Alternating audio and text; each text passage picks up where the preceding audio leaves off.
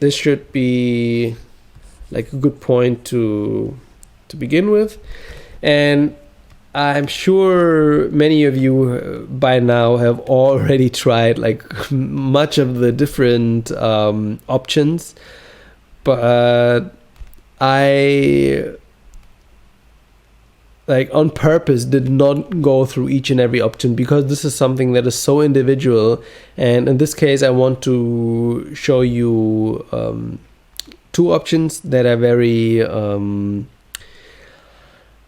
would be very applicable here, and like so many of them are things that you will really find out during the actual process, and that are like painting specific. So you create your own range. You can limit yourself, of course, with these three options.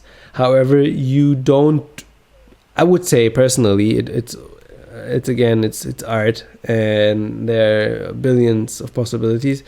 But I would say you don't do yourself a favor if you go through all of these and try to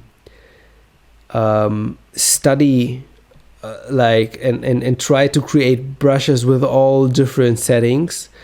However, I think it's important that you understand your brush. So that means make as many mistakes with your brush, or maybe mistakes is not the right word, but make as many experiments with your brush so you stumble on new options. And the moment you choose a new option, like for example scattering, that spreads the brush over a larger range. For example, if I would draw birds and have one bird in my brush sample, and then it would spread and I have a large flock of birds. So these are something that are like usage specific. So in this case, find your personal use, your specific use, and then go through these options. So basically I will go through them quick, but like I don't do you a favor like explaining everything in detail, believe me. So scattering is basically like really spreading them over a large range. Then you can change like the count of them, which makes it kind of like junglish, and that is nice for like dots or something that is really like spread out over a large area. In this case, we don't want this for this brush. Texture adds like an extra layer of a texture to your brush. In this case, you can say like with what blending mode you want to have this extra layer. For example, now you can see when I zoom in a little bit that there is this like raster type image texture on, and I can even change like the scale of this texture right here, and I make it larger. So stuff like this, if it's necessary for the particular brush, you can use it.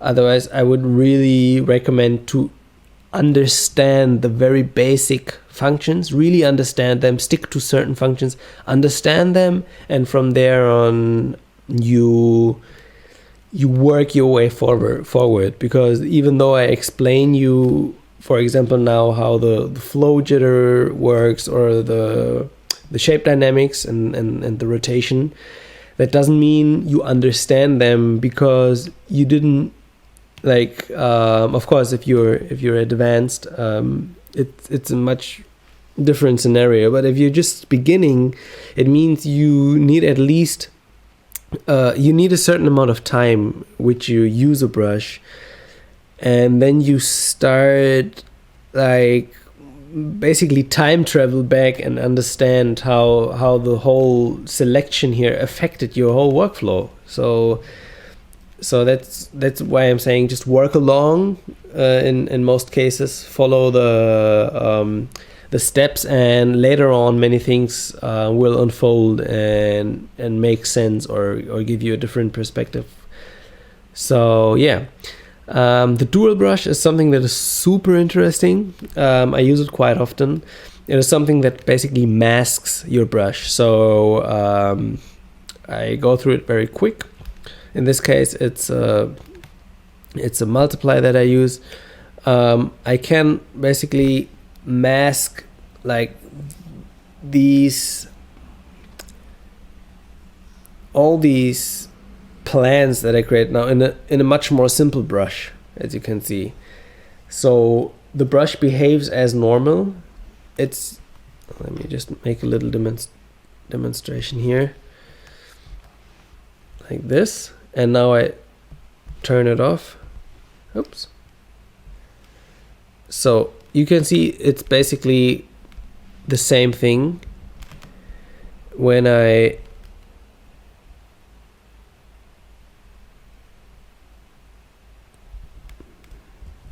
take a little segment here.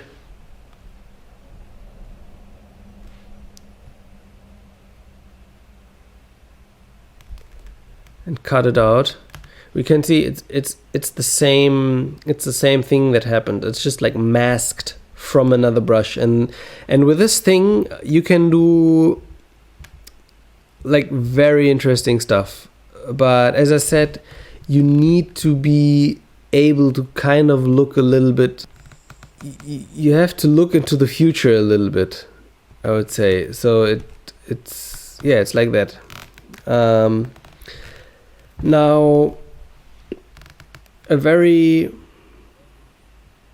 powerful thing is also the color dynamics. In this case, it would be, although this is like, ironically, I never use this because for this stuff I usually use the mixer brush to give some more life and randomness.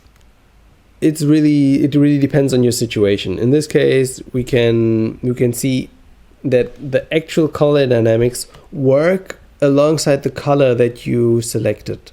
In this case, I take a dark and lush green, and you see that the hue jitter is pretty much up now, and it's just giving me these crazy colors. And I turn it down a little bit, and now the fluctuations are just very soft. Same with the brightness, and same with the saturation. So you see, like, just do your experiments with these. Like, don't go through all of them at once, but when it's necessary, when you're actually in front of like creating a brush that is specifically needed for your situation. Now in this case, I give it like a slight hue jitter. Oh, that's maybe too much already.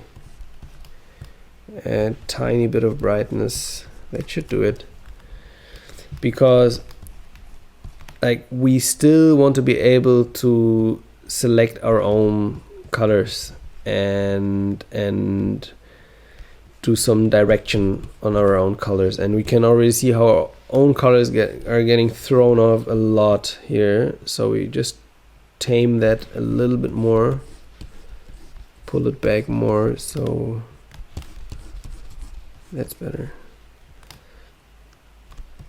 And yeah, because this can get annoying very quick, although it's very powerful.